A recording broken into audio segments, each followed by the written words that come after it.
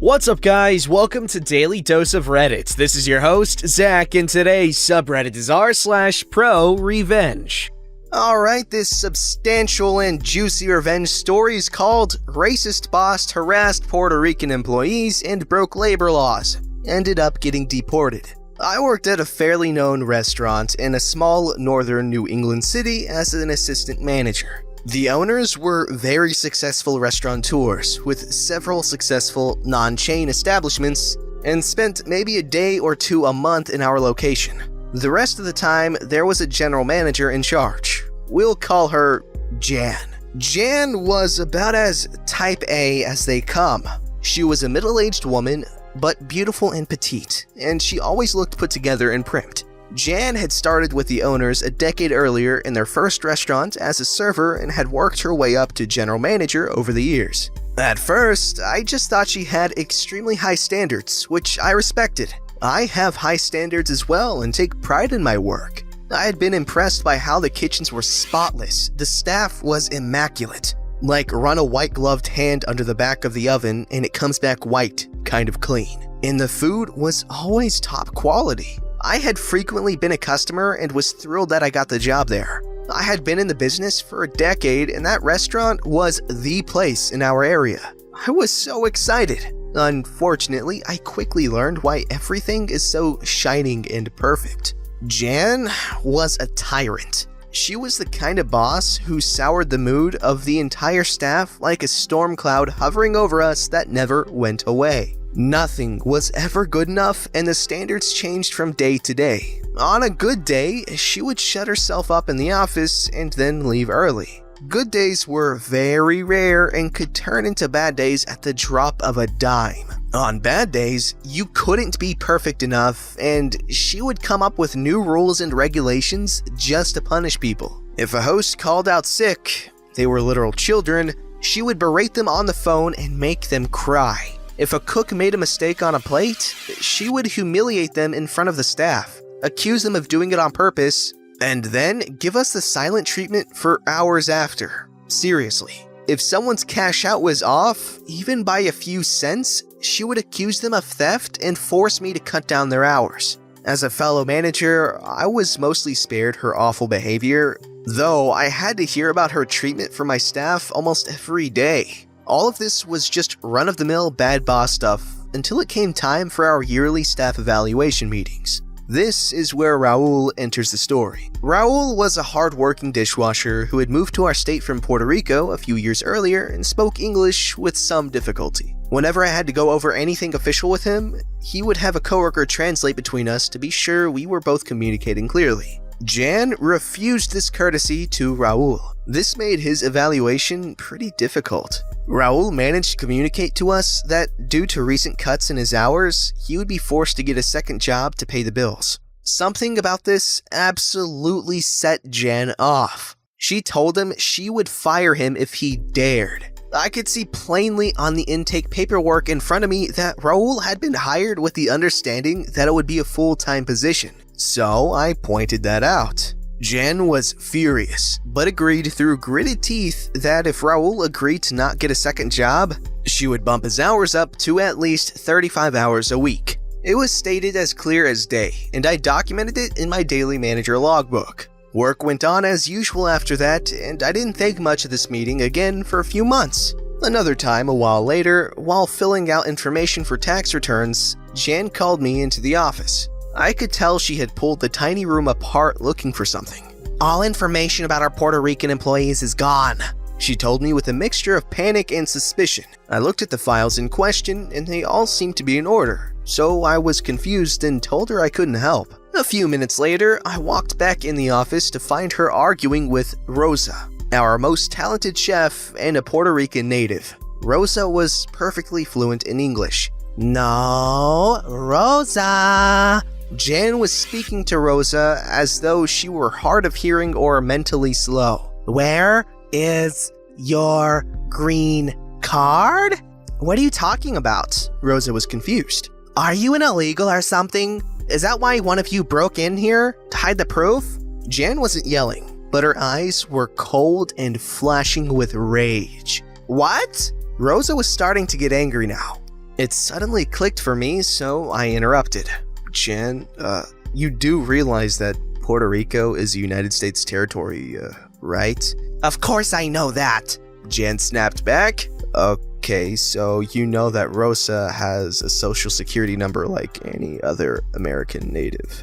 Oh, right. Never mind, Rosa, you can go back to work. Jan did not apologize for accusing Rosa of theft. I was so done with this place after that.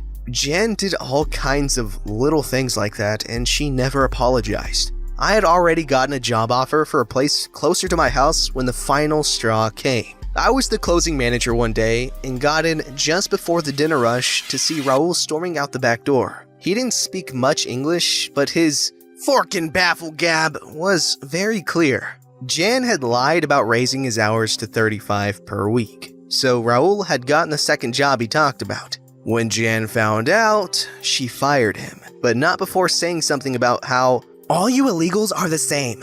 She was really fixated on these American citizens being illegal aliens for some reason. By this point, I freaking hated this woman too. She once told me my clothing made me look poor in front of the whole staff. I was wearing what she made me wear. Meanwhile, she wore open-toed shoes behind the line, which is against the health codes. And once her fake nail fell off into the coleslaw and she wouldn't let anyone toss it out after she retrieved it. This is just the tip of the iceberg, but I have a life to live. Since I knew I would be leaving soon anyway, I told Raul he should go after our boss for wrongful termination, since I had documented proof with Jan's signature that he had been promised more hours and that Jan had broken the agreement, not Raul. The last time I saw Jan was on my way out of Raul's lawyer's office after giving a deposition about several labor laws she had violated, at least the ones that I knew about. Apparently, there were many others she had broken in front of other employees. She couldn't even look me in the eye.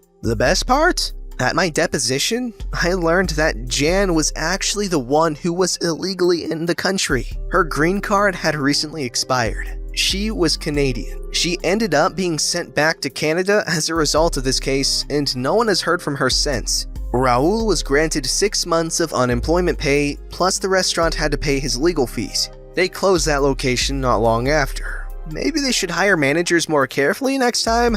Jan, if you're reading this, I hope you got your crap together. I also hope you learn to wear closed-toed shoes behind the line. You wouldn't want to end up a huge, gigantic screw-up due to your own negligence, now would you? Okay, that was some good, quality freaking revenge. Holy crap.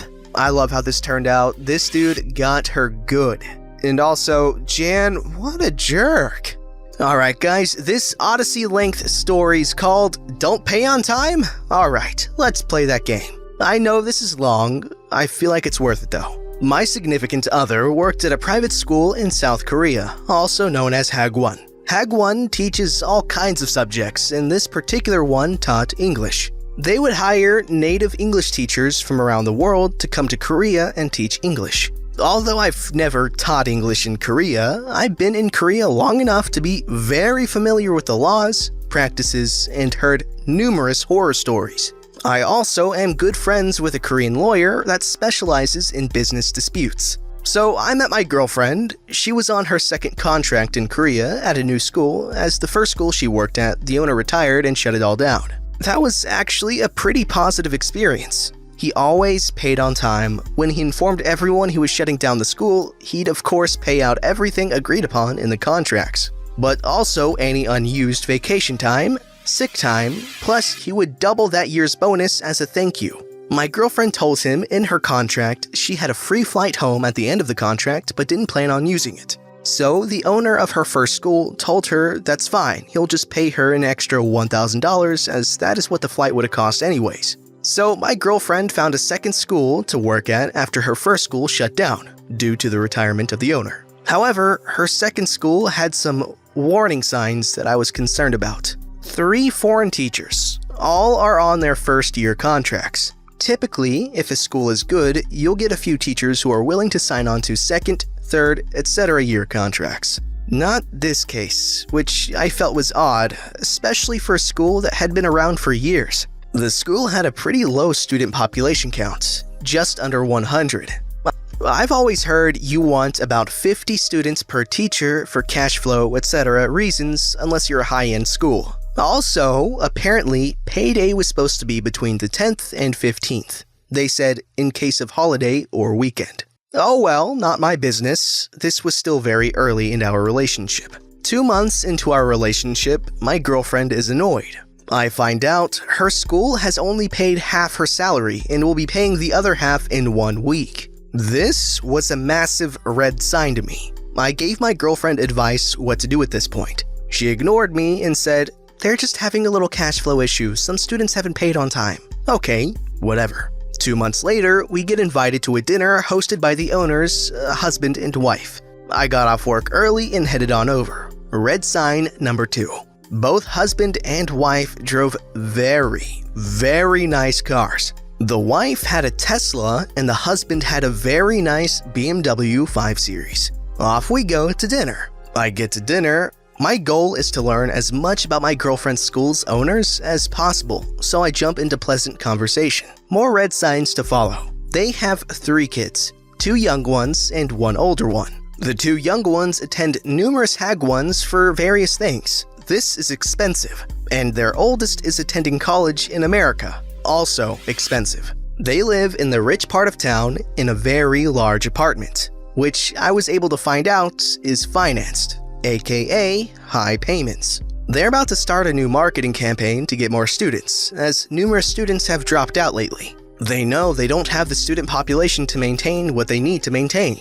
Red signs are going off in my head like this place is heading straight for a freaking cliff and everyone needs to jump ship now. Not enough students, owners have a ton of bills, they won't be staying in business long. Again, not really my place to say anything at this point, but I took a mental note. Next month, my girlfriend's pay is late again. Let's just say she kept telling me to mind my own business each time I tried to give her advice. This went on like this for 3 months, and finally, she went an entire month without getting her full salary. She got about a third. Final red sign. Girlfriend comes over to a letter on her door of her apartment for eviction. You see, in Korea, it's common for the school to pay the rent and provide housing. Apparently, they haven't been paying rent.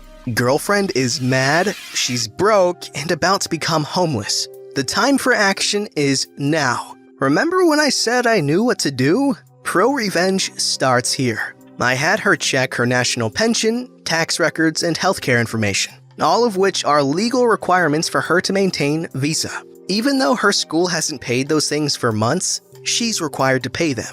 I'm fuming. This school is royally screwing over my girlfriend, and that's not cool. My girlfriend is distraught because she's a very prideful woman that now has to ask her boyfriend, that's me, for help. I pull into the savings and pay up all her requirements and set up regular monthly payments to ensure that even if her school doesn't pay, which they haven't, she can maintain her visa. I then ask her a favor. I want to sit down with her co-teachers. Experience has taught me she's not the only one getting screwed over. However, do you know what the beautiful thing about this is? You see, the Korean government is sick and tired of schools bringing over foreign teachers and screwing them over. In the past, those teachers who have gotten screwed up have gone crawling to their respective embassies, oftentimes homeless, penniless, with nowhere to turn because their employer didn't have the resources to meet their contractual obligations, and many schools were getting shut down, especially on the 3rd complaint. I tell all her co-teachers to keep going to work. They have to maintain their visas, and I would get back with them in a day or so. I also am good friends with a Korean lawyer that specializes in business disputes. Remember that part? This lawyer and I go way back. I've known him for the better part of a decade. He helped me navigate my divorce, I gave him a couch to sleep on when he was going through his divorce, I once loaned him money, he paid me back, and we both really liked helping each other out. Now I'll spoil the fun for you.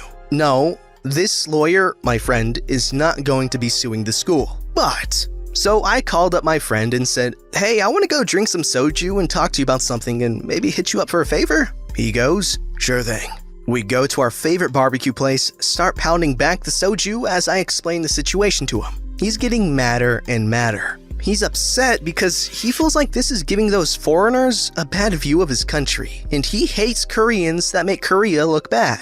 and I ask him to help file claims with the labor board, with the goals of getting them paid, getting them a letter of release so they can switch to D10 visas and find a better school, or leave Korea altogether if they choose, and getting the school shut down. Now, my friend wouldn't be suing the school as a government-appointed lawyer would be. Since this is a labor board issue, he really doesn't need to do much. However, when a Korean lawyer who specializes in business law calls the labor board to file a complaint about a breach of contract with an English teacher against a hagwon, that carries more weight than if the teacher goes through it by themselves. Also, I feel like it helps the communication and eliminated potential language disputes. This would be compounded by the fact if each one of those teachers filed separate cases against the same school a few days apart. He agrees to help. Strike 1. Girlfriend goes up first. My friend sits down with her, collects what evidence she has, calls the labor board. Complaint 1 filed. Bam! Girlfriend goes to school. Her boss is angry. Her boss approaches her and asks, "How can you betray me?" My girlfriend said, "Pay me my money." Boss asks, "How can you do this?" Girlfriend said. She smiled and said, "This is just the start." Strike 2. Strike 1 is still underway, with the labor board coming down the necks of the hagwon owners demanding payment. Demanding to know why my girlfriend hasn't been paid. Friend calls the labor board, same case manager. He files the case number 2 against the school. The next day, my girlfriend and Strike 2 teacher are called into a meeting with the owners. They want to work out a payment plan and give them a letter of release. Girlfriend says, full payment of all money owed plus bonus for completion of contract prorated for months completed or no deal. The owner tells her that's not possible. Girlfriend says, that's fine, full payment or no deal. Strike 2.5. My friend finds out what the hagwon owners tried to do. He advises my girlfriend and her co-teachers if that happens again, do not engage in any negotiations. Hand them his business card and tell them if they have a settlement offer, they can call their lawyer. He gives business cards to all teachers. Strike 3. Bam wham, open a can of worms, folks, we are here! Co-teacher 3 goes to my friend, he calls the labor board, and guess what? Same case manager has gotten 3 valid labor disputes over breach of contract from the same school all in a matter of 2 weeks. This school is now not only a liability to its employees, but the Korean government, the Hitsland. Labor Board apparently called the school, demands that all salaries, pension payments, taxes, health insurance premiums, and rent will be paid in full within 10 days or the education license and business license will be revoked, and the school's assets will be seized and sold to pay the teachers what they are due. In addition, creditors, etc., who are also very likely owed money, will be paid. Left hook lands. My girlfriend said the next day at school was crazy. The owners were freaking the F out. Their entire lives falling apart. They had government lawyers so far up their butt they couldn't even sit down. That's when the owners decided they would pull all the teachers into a meeting and work out a settlement.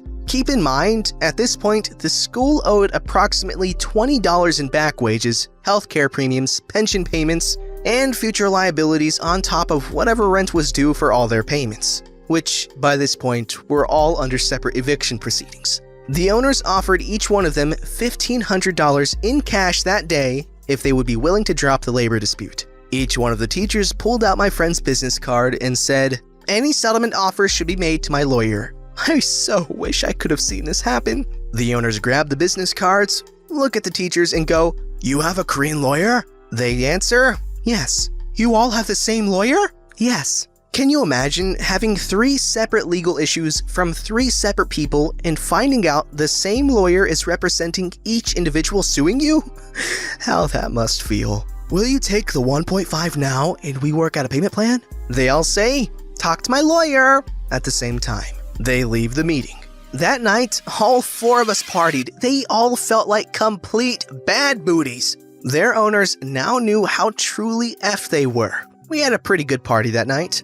The end was near. The owners dodged a bullet. For now, the labor board was really angry. According to my friend who was following up with the labor board, the process to resolve this was being fast-tracked, and the labor board was deadly serious about shutting the school down if they couldn't pay by the deadline. Apparently, the owners were trying to secure a loan to pay the teachers and keep the teachers employed and the school open. They filed for extensions and got some more time. They did pay out partial salaries, which helped the teachers get by day. By this point, my girlfriend had already been evicted and was living with me, and I was supporting her. She was loaning her partial payments to her co-teachers who didn't have the same support. Sir, it is time to drop Fat Boy. It was a Thursday. My girlfriend had just arrived at work. Yes, she was still legally required to work at a school that wasn't paying her. When shortly after she started, a bunch of Koreans arrived in suits, posted up notices. 15 minutes go by, and one of the Korean men in a suit steps inside of the classroom, introduces himself, and says all the students are going to be bused home for today. All the kids are loaded onto the buses, and each one given a notice to give to their parents. My girlfriend is instructed to wait until all the students are gone. Process takes about an hour, and then my girlfriend is told she is to go home and the labor board will contact her for the next step. They step outside, and there is a moving van with a few Korean men waiting around. My girlfriend calls my friend the lawyer, who calls the labor board. The school had been foreclosed on. Their assets are going to be seized and sold, and my teachers will be paid out of the proceeds of the sale. If the school doesn't have enough assets to cover the salaries, payments, etc., the government will seize any assets of the owners to pay. The teachers now had a judgment, and the courts are going to collect and pay out on it. The dust settles. 2 months later, one of the co-teachers opted to fly my girlfriend home, and the co-teacher that decided to stay in Korea found much better schools to work at. And my friend calls me all excited, and he told me he just got off the phone with the labor board. Enough business and personal assets have been seized and sold to pay all the teachers what they are due. Each teacher will have $300 deducted for the lawyer fees, not for him, he did all this for free, but for the government lawyer who handled the case behind the scenes. Also, the owners have been permanently barred from ever opening a business, and the education board had barred the owners from operating in any school setting again. No idea what happened to the owners after this, but life goes on. My girlfriend and I took a nice vacation on her back pay and put the rest in the bank. It felt good to win. Okay, wow, that is a magnificent story. I feel like this belongs in Nuclear Revenge because he absolutely destroyed those owners. Like, wow. I absolutely admire this dude and the lawyer, especially the lawyer, he did it all for free. And this dude for helping out his girlfriend and all the other teachers, and his girlfriend for giving her back pay or her partial pay or whatever to another teacher that needed it more than her. Everyone was helping each other out so great, and it's so great to read about. You know, when you're reading about kids throwing switches at other things and parents trying to steal dogs and all this crazy mamma jamma, this was a good read. Don't forget to like, subscribe, and hit that bell to never miss an episode.